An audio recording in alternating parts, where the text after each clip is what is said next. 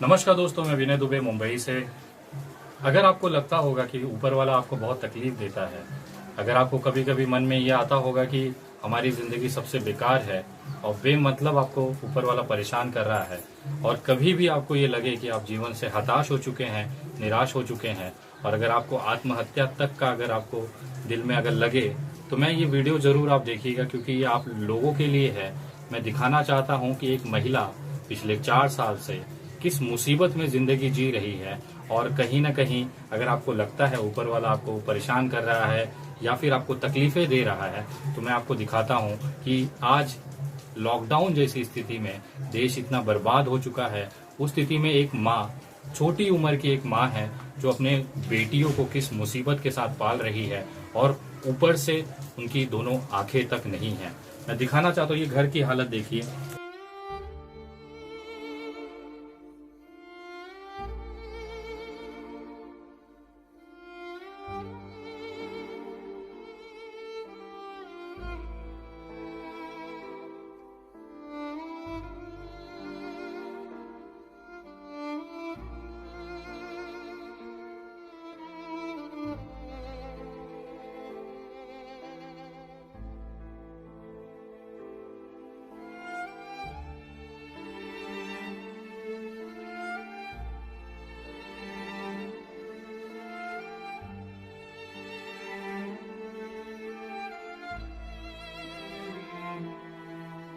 ये इनका छोटा सा घर है।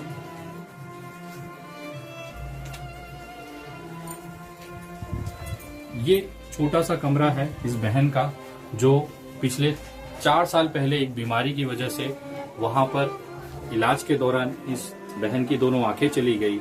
ये उनकी छोटी सी बेटी है, और एक बेटी है जो इससे कम उम्र की है। आज आप लोगों को लगता होगा कि तकलीफ आपको ऊपर वाला दे रहा है, लेकिन ये जो तकलीफें हैं आप उसका अंदाजा भी नहीं लगा सकते हैं। ये जो बहन मेरे साथ यहाँ पे खड़ी है, इनकी दोनों आंखें खत्म हो चुकी है, रोशनी पूरी तरह से खत्म हो चुकी है। न इनके शौहर इनका साथ दे रहे हैं, न घर का कोई परिवार।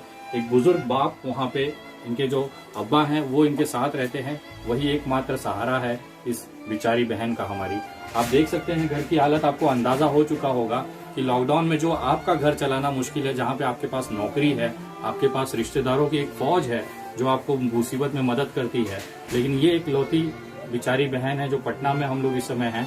और मेरे बड़े भाई लारे भाई ने मुझे इनकी जानकारी दी, तो मैं आज इनके घर पे देखने आया कि क्या इस तरह का भी इंसान, इस तरह के भी लोग या इस तरह की परेशानियां लोग झेल रहे हैं। ये हकीकत है। हमने केवल सपनों में, पिक्चरों में देखा था कि मुसीबत और एक जरूरतमंद किस हद तक ले जाती है, लेकिन यहाँ आने के बाद शायद मैं उस हिसाब से आपको समझा नहीं पाऊंगा, क्योंकि मैं थोड़ा सा भावुक हो चुका हूँ।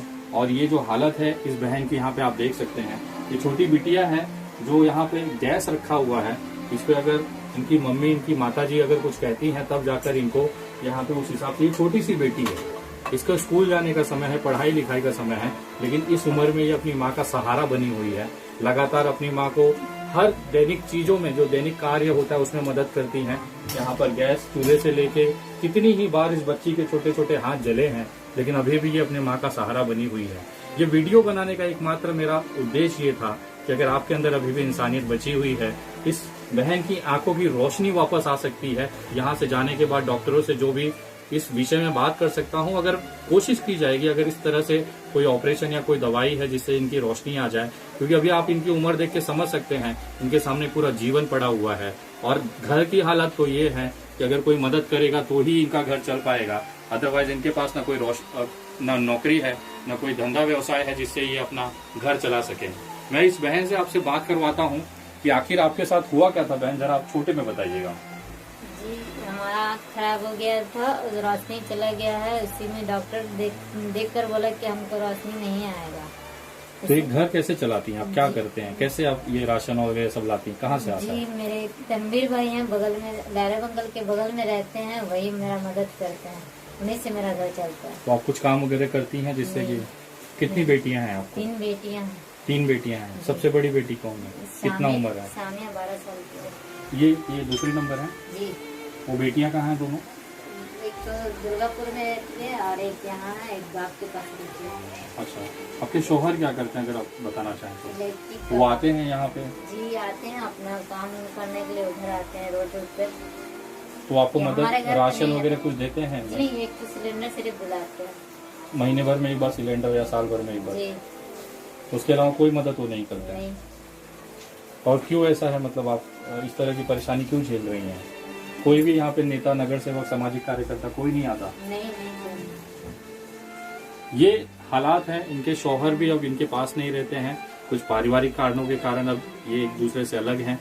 लेकिन आप सोचिए, पिछले 4 साल से आंखों की रोशनी के बिना ये महिला अपना पूरा काम करती है, और ये छोटी सी बच्ची जिसे हाथ में कलम और पेपर किताब होनी चाहिए, इस उम्र में ये तवे पे, ये पीछे जो स्टोव देख रहा है, इस बच्ची का इसमें हाथ जलता है।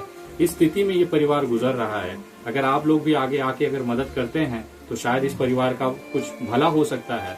अगर आप चाहते हैं कि हमारे माध्यम से ये मदद हो तो आप हमें गूगल पे, फोन पे, यूपीआई या पेटीएम नंबर 9867225779 इस पर आप भेज सकते हैं। और ये जो पूरा पैसा है ये इनके इलाज के लिए और इस छोटी छोटी जो बच्चियां हैं इनके भविष्य के लिए इस्तेमाल की जाएगी।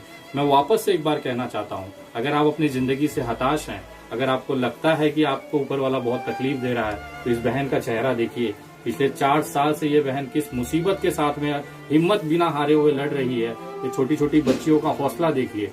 इसके बावजूद अगर आपको लगता है कि ऊपर वाले ने आपको तकलीफ दी है तो सोचिएगा जरूर, और जितना भी हो सकता है ये वीडियो ज्यादा से ज्यादा लोगों तक पहुंचाएं। मैं इस बहन का नाम नहीं बता रहा हूं, क्योंकि नाम बताऊंगा तो आप इसमें जात और धर्म खोज लेंगे। तो मैं चाहता हूं, ये आपकी भी बहन है, मेरी भी बहन है। हम एक इंसानियत के रिश्ते के नाते आप लोगों से हाथ जोड़ के निवेदन करता हूं कि जब भी इस तरह की केसेस आते हैं मैं आप लोगों के सामने रखता हूं, और आप लोग दिल खोलकर उस मुसीबत में उस परिवार की मदद करते हैं। एक बार वापस इस परिवार के लिए मैं आप लोगों से हाथ जोड़कर निवेदन करता हूं कि जो भी आपको लगता है एक इंसानियत के नाते इस परिवार को, और खास तौर पे इन छोटी बच्चियों के भविष्य के लिए आप आगे बढ़ाएं और जो भी मुमकिन होता है मदद करें, क्योंकि ये लोग अब आप ही के भरोसे हैं। ऊपर वाला कहीं न कहीं हम लोगों को एक माध्यम बनाया है कि ये जो पुण्य का काम है हम लोग कर सकें। बाकी आपकी इच्छा है, मैं अपना काम कर रहा हूँ। जय हिंद, जय महाराष्ट्र।